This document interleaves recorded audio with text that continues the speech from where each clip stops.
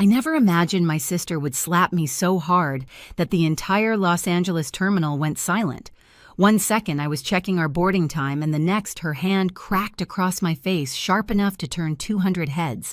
Phones lifted, people stared, and before I could even breathe, my parents rushed in not to help me but to blame me. Again. They had no idea I was the one who paid for the entire Hawaii trip, or that 5 minutes later I'd make a decision that would leave every passenger speechless and my family stranded. My name is Rose Morrison, and for most of my life, people have described me as the responsible one, the steady daughter, the calm older sister, the girl who never argues, never complains, never causes trouble. It's funny how a reputation can trap you, how it can turn into a role you don't remember choosing, but everyone expects you to play forever. Growing up in our house in Los Angeles, my sister Jessica was the spark-loud, emotional, dramatic, in a way my parents found charming. I was the quiet one, the fixer. If Jessica cried, I comforted her. If she messed up, I covered. If my parents needed something done, they didn't even ask her. They turned straight to me. I told myself it was love, responsibility, family. But somewhere around year 28 of being the dependable daughter, the cost started showing. I work in marketing analytics for a tech company, the kind of job where you spend more time with spreadsheets than people. It pays well enough that when the Hawaii idea came up, covering the whole trip didn't feel like a burden. It felt normal, expected even. I told myself it was a gift. Something nice to do for my parents who hadn't traveled in years. Something generous for Jessica, who said she needed a break from her stressful life of switching jobs every few months and posting inspirational quotes online. 5 weeks ago at family dinner, Jessica stood up with a champagne glass and announced she was treating everyone to Hawaii. My parents' faces lit up like Christmas morning. My mom covered her mouth in disbelief. My dad bragged instantly, telling her how proud he was. Jessica looked at me across the table, smiled, and mouthed "thank you," like a private joke, and I laughed it off, because that's what I do. I kept planning, paying, organizing the hotel, the car, the excursions, the flights, premium seats, because Dad's back hurt adjoining rooms because Jessica needed her space. I told myself it didn't matter if nobody knew. I told myself family doesn't need credit. But the truth is, something inside me tightened a little each time Jessica accepted praise for something she didn't do. Each time my parents brushed off my contributions like they were automatic. Each time Jessica made a snide comment about me being too uptight or too serious while I carried every adult responsibility in the family. Still, I hoped this trip would feel different. Maybe being away together, maybe the ocean breeze, maybe a week outside of our routine would soften the edges. Maybe we could actually enjoy something as a family. That's what I was thinking the morning we left, standing in the terminal, coffee in hand, boarding pass pulled up on my phone. That maybe finally this trip would be the break we all needed. I was wrong. So wrong that within minutes, everything I believed about my family shattered. The moment Jessica's hand hit my face, the sound cracked through the airport like a dropped tray. For a second, everything inside me went quiet, even the part of me that always tried to understand her. My cheek throbbed, but what hurt more was watching my parents sprint toward us with that familiar mix of panic and irritation aimed squarely at me. "What did you do to her, Rose?" my dad snapped before even looking at my face. I opened my mouth, but Jessica beat me to it. She buried her face in Mom's shoulder, voice trembling on cue. "She's been ruining the trip all week. I can't take it anymore." The lie slid out so smoothly it barely surprised me. What surprised me was how quickly my parents accepted it again. Mom stroked Jessica's hair, glaring at me over her shoulder. "Why can't you just let your sister enjoy herself?" There it was, the script we'd been performing since childhood, and standing there in Terminal 4, surrounded by strangers recording us, all the old memories started flooding in, heavy, humiliating, undeniable. The graduation party. Jessica had barely passed high school, and she'd wanted a big celebration just like everyone else. Our parents didn't have the money, so I quietly paid for the cake, the decorations, the backyard tent. $2,000. Jessica made a whole speech thanking Mom and Dad for everything they did. Everyone applauded. Mom teared up. Dad hugged her. I stood by the grill holding a tray of burgers, smiling like it didn't matter. The apartment. 2 years later, she got approved for a cute place near downtown because I co-signed. She walked through the empty living room, twirling her keys, telling Instagram how proud she was to be finally independent. She never mentioned the only reason her application went through was because my credit carried her. The engagement. She got engaged briefly, 4 unforgettable months to a guy who loved her drama, until he didn't. She called me crying about the ring she wanted but couldn't afford. I lent her $5,000. She bought the ring, posted it online with a Bible quote, and when the relationship fell apart, she kept it. Never paid me back, never even brought it up. And the gifts. Every birthday, every holiday, I bought presents from both of us because she claimed she was broke or overwhelmed or busy. For years, Mom believed Jessica was better at picking gifts than I was. But the flashback that stung the most, that family dinner 5 weeks ago. Jessica clinked her glass, smiled sweetly and said, "I'm treating us to Hawaii. We leave in June. All expenses paid." Mom gasped. Dad told her she was amazing. Jessica soaked in the praise like sunlight, and then she looked at me directly and mouthed thank you with that tiny smirk she thought nobody ever caught.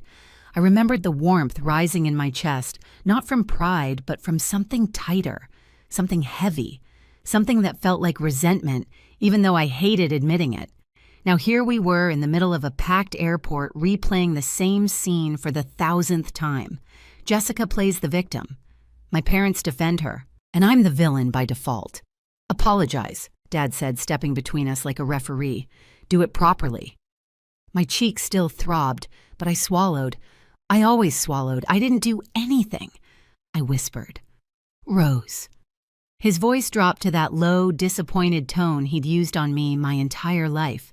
"You made your sister cry. Fix it." I looked at Jessica mascara, perfectly streaked like she'd practiced, and something inside me shifted. Not anger, not yet. Something quieter, something colder, a realization. Nothing I'd done for 28 years had ever balanced the scale. Not the trips, not the money, not the favors, not the silence. And in that moment, standing alone in a crowd of 200 strangers, I understood one thing with absolute clarity. If I kept playing the role they wrote for me, I would lose myself completely. For a moment after my dad's command, "Fix it," I just stood there, feeling the heat from Jessica's slap radiate across my cheek. The sting was sharp, but it wasn't what made my eyes blur. It was the realization that after everything I'd done, every sacrifice, every quiet act of love, nothing had changed. Not one bit. The terminal felt too loud suddenly, the rolling suitcases, the coffee machines, hissing the airport announcements echoing overhead. People were still looking, some pretending not to, some whispering behind their phones. A TSA officer glanced over like he wasn't sure whether to intervene. I took a breath. It went in shaky. Came out worse. "I need a minute," I murmured. Dad gestured dismissively. "Fine, but don't wander off. Boarding is soon." Jessica sniffed dramatically in Mom's arms. "Just keep her away from me. Keep me away. Like I was the problem. Like I was the danger." I turned and walked toward the restrooms, not quickly, not dramatically, but slowly, like someone trying to steady herself after a blow she never saw coming. My hands were trembling. I pressed one to my cheek. It burned, not from the slap, but from humiliation. I reached a quiet corner near the vending machines, leaned against the cold tile wall, and closed my eyes. And that's when clarity began to cut through the fog. I remembered Jessica's smirk at the dinner table when she claimed the Hawaii trip as her own. I remembered Mom's proud tears. I remembered Dad telling friends that Jessica had finally gotten her life together. I remembered all the years I'd held everything together while being treated like an afterthought. And then I remembered something else. I was the one who paid. Every flight, every room, every reservation, every bill. Not Jessica, not my parents, me. My eyes opened. The tremble in my hands stopped. Just like that. I pulled out my phone and opened my email. The confirmation for the flights was right there, my name, my card, my payments, then the hotel, the rental car, the activities, the bills, all mine, all under my account. And an idea, quiet, simple, perfectly legal, slipped into my mind. A boundary, not revenge. A line I should have drawn years ago. I tapped the airline app and pulled up our reservation code. 4 seats, 4 names, 1 payer. My heart was still pounding, but the rhythm had changed. It wasn't panic anymore. It was control. I stepped farther into the corner, away from the traffic of passengers, and hit the call button. A calm voice answered, "How can I help you today?" And with a steady breath, I said, "I need to make a change to a reservation.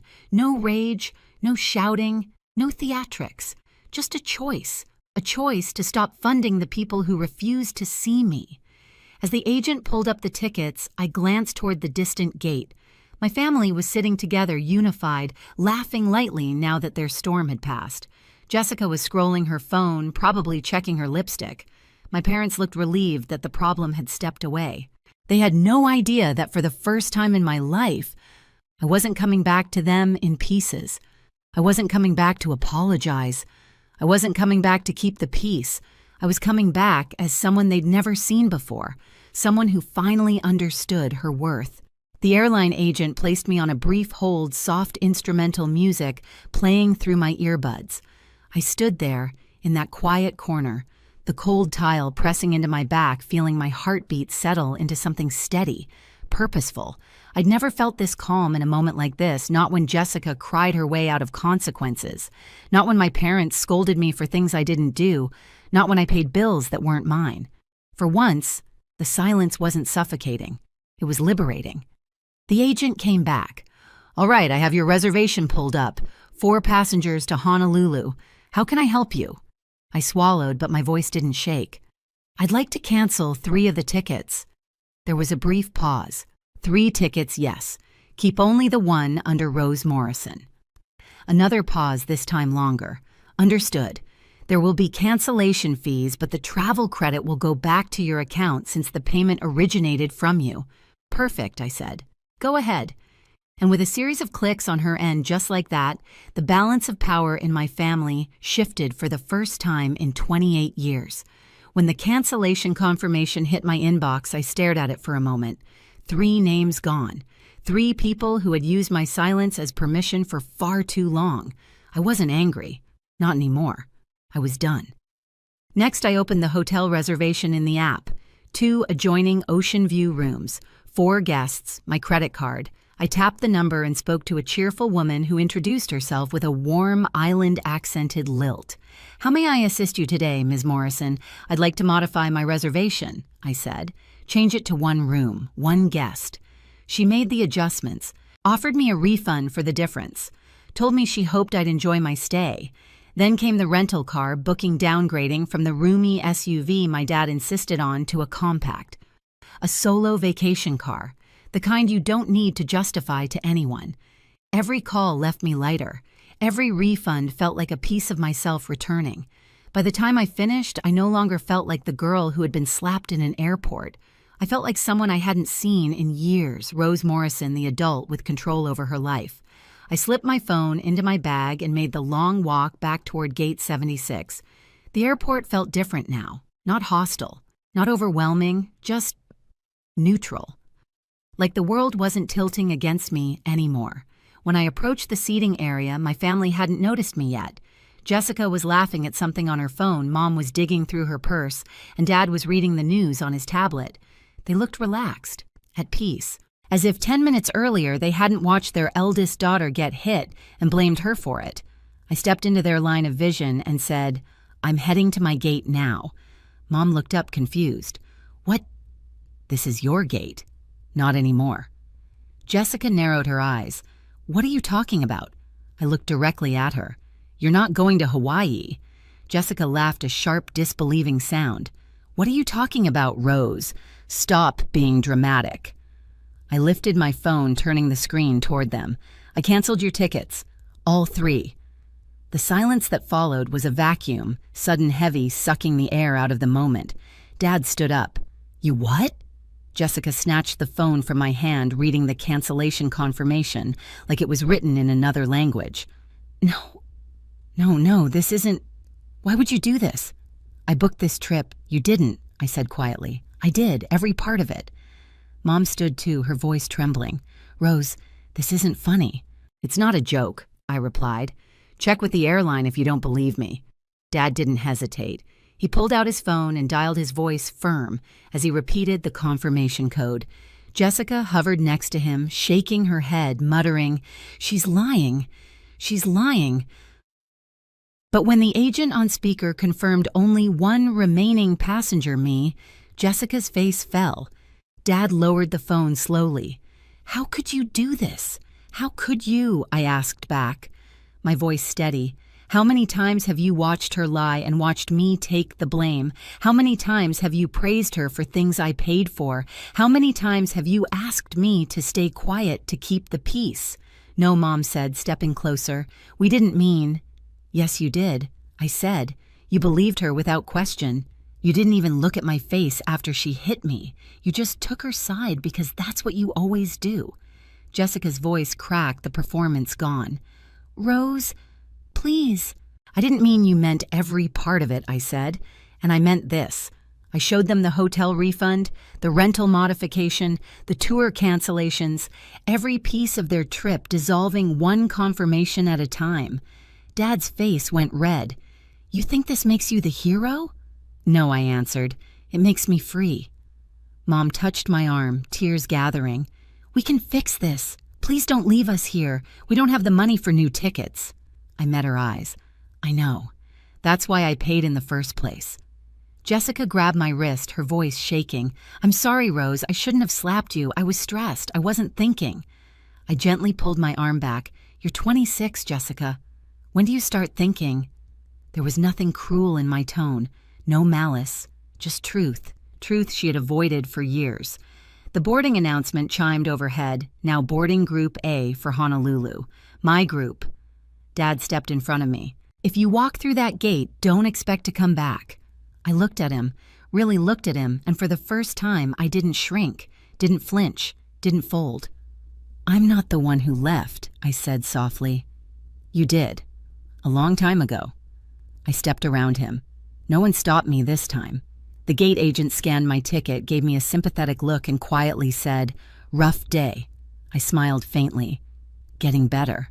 Walking down the jet bridge, I felt the weight lift from my chest with every step. When I reached my seat, premium window, extra legroom, the sun was slanting through the glass in golden stripes. As the plane pushed back, I glanced out the window one last time. Through the glass of the terminal, I saw my family, Jessica, pacing in panic.